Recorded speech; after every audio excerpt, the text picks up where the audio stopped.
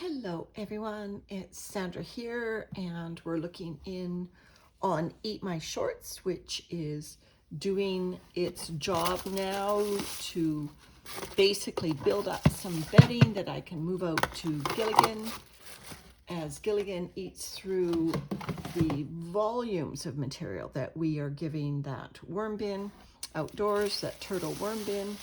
And so I darkened the surface with some of those empty food tubs and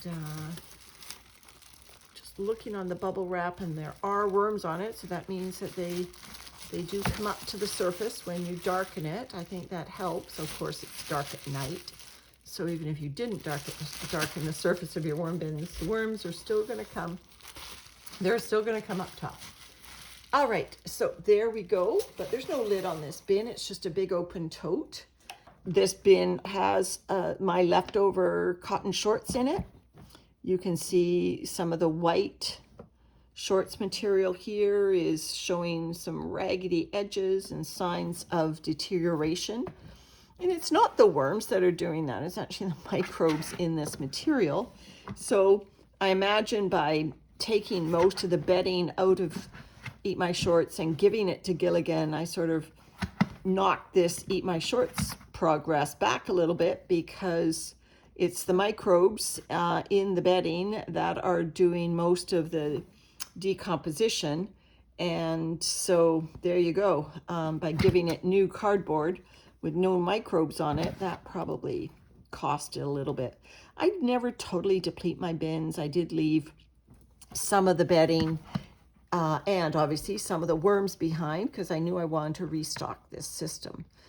But I haven't been in here for a while, and it looks like the worms are distributed throughout, which normally that means they are looking for food. This is my last feeding zone, so let me just turn over this last center zone. But I see I'm finding worms in here, but let's see if there's a lot more worms in that old feeding zone.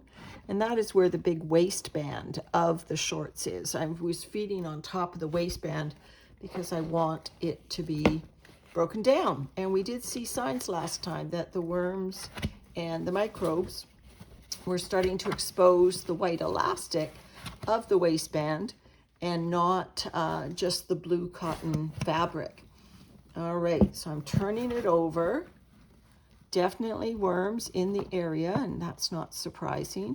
I don't know if I'm finding more worms in that area, quite frankly, than I found in the non-feeding zones. So that just shows you that it's time for a feeding. No visible food, no worm balls, no worm clusters. Means the worms are out foraging, looking for their next meal. So here's the waistband. So it was totally covered with blue, navy blue cotton fabric. And you can see now that the white waistband is, the white elastic rather of the waistband is now uniformly getting exposed as the microbes and the worms, and there's a worm hanging off the waistband right now, are taking care of this. So that's good. So I will again put this cotton and the big long thread in this feeding zone. I'll feed again in that same area. I'll put this piece of newspaper down as another carbon, just to let the worms have some carbon underneath this very moist feeding. This feeding is just some of our regular food scraps. However, I took it out of the freezer 2 days ago, so it's sat it sealed in the house, or what I thought was sealed, and I just discovered that, thank goodness, I sat it on top of one of my other worm bins, because the lid on the container was leaking a little bit, and oh my goodness, those worms in that container got a lot of the juices. As I had sat it outside, the material thawed and just got juicier and juicier. And so you can see the moisture in this.